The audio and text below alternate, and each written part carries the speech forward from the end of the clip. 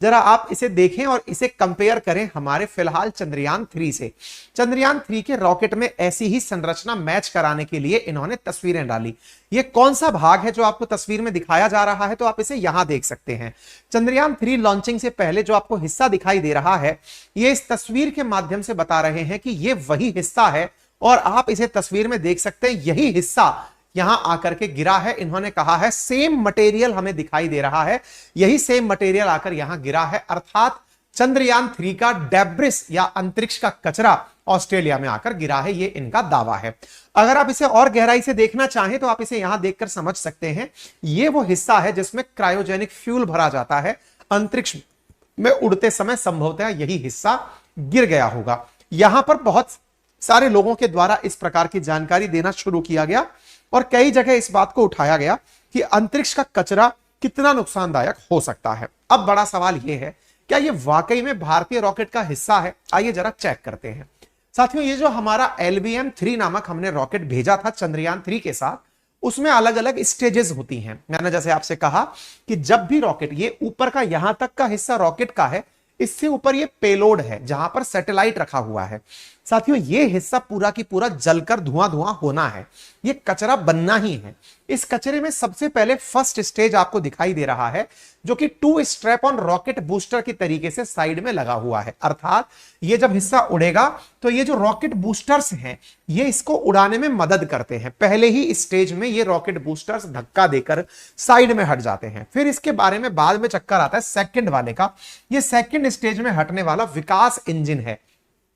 2 विकास engine इसमें लगे हुए हैं, जो कि इनके द्वारा जो बूस्टर्स ने धक्का दिया उसके आगे आगे ले जाने का प्रयास करते हैं ये विकास इंजन। ठीक है, इसके बाद में ये थर्ड स्टेज है, जो कि क्रायोजेनिक इंजन है, यानी कि अत्यधिक कूल तापमान पर, ठंडे तापमान पर भरा गया फ्यूल है, जो कि इसे और आगे की गति देता है, क्योंकि अर्थ पर चारों तरफ इसे पूरी चक्कर लगानी है।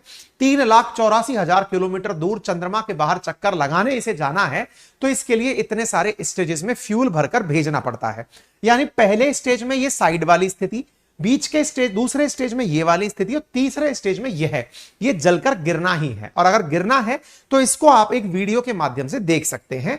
आप यहां पर समझ सकते हैं, ये वाला जो हिस्सा है ये क्रायोजेनिक स्टेज का हिस्सा है। मैं आपको तस्वीरों के माध्यम से दिखाने का प्रयास करता हूं। देखिए, ये चंद्रयान का ही एक लॉन्च है, आप इसे देखें। ये वाला जो आपको हिस्सा दिख रहा है, ये पहले ही लॉन्च में गिर जाएगा, यानी कि ये बूस्टर है, लिफ्ट करते ही हटना है। अंतरिक्ष में इसका गिरना डेब्रिस कहलाता है, और ये धरती पर आकर गिरता है, हिंद महासागर पर आकर गिरता है। ये देखिए, ये हट गया, पहला स्टेज आउट। अब ये विकास इंजन है, थोड़ी दूर तक ये उड़ेगा, इसके पीछे आग लग रही है, ये इसको हटा करके दूर फेंक देगा, और ये भी हिस्सा हटकर अलग हो जाएगा। ये देखिए, आप यहां पर अलग होते हुए हिस्सों को देख सकते हैं। ये हिस्सा यहां से सेपरेट होकर के गिर जाएगा, ये गिर गया, ये विकास इंजन है। अब तीसरे स्टेज पर क्रायोजेनिक इंजन चलना शुरू हो रहा है, जो इसे और ऊंचाई तक ले जा रहा है। देखिए, ये क्रायोजेनिक इंजन गया, ऊपर सैटेलाइट फेंक दिया, नीचे क्रायोजेनिक हिस्सा रह गया, और ये तैरता हुआ सैटेलाइट आपको दिखाई दे रहा है। यानी पृथ्वी के चारों तरफ चक्कर लगाने के लिए रॉकेट इसे इतनी ऊंचाई तक लेकर जाता है, उसके बाद में फिर सैटेलाइट अपनी गति करता है। आपको मालूम होना चाहिए, ये जो आपके सामने सैटेलाइट चक्कर लगाता हुआ दिख रहा है, ये अर्थ की पहले कक्षाओं में पेरिजी और एपोजी चक्कर लगाएगा, और जैसे ही ये एपोजी पेरिजी वाली सिचुएशन में पहुंचेगा, इसे ट्रांजिशन फेज के माध्यम से मून की कक्षा में फेंक दिया जाएगा, अर्थ से उठाकर इसे दूर की कक्षा में डाल दिया जाएगा। आप इसे देख सकते हैं, ये इस तरह से पहले चक्कर लगाएगा, और चक्कर लगाने के बाद में आप इस चक्कर के बाद में आप इसे देखें, ये यहां से एक ही बार में चक्कर करके और मून के पास ट्रांसफर कर दिया जाएगा। आप इस सैटेलाइट को मून की तरफ जाते हुए देख सकते हैं, जो कि अगस्त में जाकर के मून की कक्षा में स्थापित हो जाएगा। आप इसे समझ सकते हैं, ठीक है। अच्छा, इसका मतलब यह है कि कोई भी अगर सैटेलाइट लॉन्च अंतरिक्ष में किया जाता है, केवल चंद्रयान 3 ही नहीं, दुनिया का कोई भी सैटेलाइट अगर अंतरिक्ष में लॉन्च किया जाता है, तो उसके साथ जो रॉकेट भेजे जाते हैं, यदि वो रीयूजेबल रॉकेट नहीं है, जैसे कि फिलहाल स्पेस एक्स जो एलन मस्क की कंपनी है, वो रीयूजेबल रॉकेट्स यूज कर रही है, नासा भी ट्राई कर रहा है, इसरो भी ट्राई कर रहा है कि रॉकेट ऊपर पहुंचा करके वापस उतर के नीचे आ जाए। हालांकि हमने अभी तक ऐसा रॉकेट नहीं बनाया है। हम कोशिश कर रहे हैं कि ऐसा रॉकेट बने जिसमें कि अंतरिक्ष में सैटेलाइट छोड़ा जाए और वापस हमारा रॉकेट नीचे आकर खड़ा हो जाए। अमेरिका की स्पेस एक्स जो कंपनी है एलन मस्क की, वो तो बना चुकी है। हमारे रॉकेट सब जलकर धुआं होने ही होते हैं, ये आकाश में जाते हैं और ये अंतरिक्ष से नीचे गिरते ही हैं। हालांकि जब ये उड़ रहा था तब भी ऐसी इमेजेस कैप्चर हुई थी जिसमें अलग अलग हिस्से अलग हो रहे थे और वो तस्वीरों में कैद होते चले गए थे। अब बड़ा सवाल फिर ये बनने लगा कि जो ऑस्ट्रेलिया की पुलिस ने कैप्चर किया है ये वाला जो हिस्सा है, क्या ये वाकई में हमारे चंद्रयान 3 का ही डेब्रिस है? हमें ये तो समझ में आ गया कि चंद्रयान 3 उड़ा होगा तो उसके विभिन्न हिस्से निकलकर अलग अलग हुए होंगे, पर यहां पर जो प्रश्न बचा रह गया वो ये है कि क्या वाकई में ये वही वाला हिस्सा है जो भेजा गया था?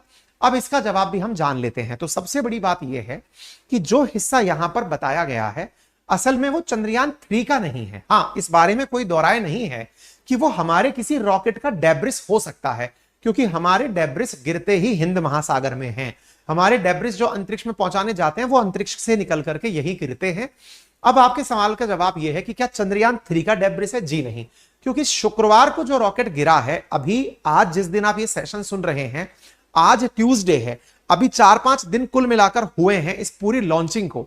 2 दिन पहले ये सुर्खी आ चुकी है। इतना जल्दी अगर कोई डेब्रिस गिरे तो उसके ऊपर ये जो सख्त हिस्सा आपको दिखाई दे रहा है, जिसे बार्नाकल कहा जा रहा है, जो कि यहां पर लगा हुआ दिखाई दे रहा है, असल में इसको चिपकने में कम से कम 3 हफ्ते से लेकर महीने भर का समय लगता है। अर्थात ये जो हिस्से के साथ ये जो काला काला आपको चिपका हुआ हिस्सा दिखाई दे रहा है, ये समुद्र में उपस्थित जीव या फिर वो कचरा जो समुद्र में चिपकता है, उसको चिपकने में कम से कम महीने भर का समय लगता है।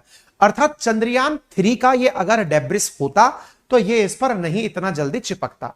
फिर आपके दिमाग में सवाल आएगा, सर जैसे ऑस्ट्रेलिया में जाकर गिरा तो कहीं और भी गिर सकता था। नहीं जनाब, ये ऑस्ट्रेलिया में भी नहीं गिरा है, ये समुद्र में गिरा है। जैसे मैंने आपसे क्या कहा, ये मिला कहां है? ये बीच पर मिला है, तैरते हुए पहुंचा है। कहां आकर पहुंचा है ये तैरते हुए?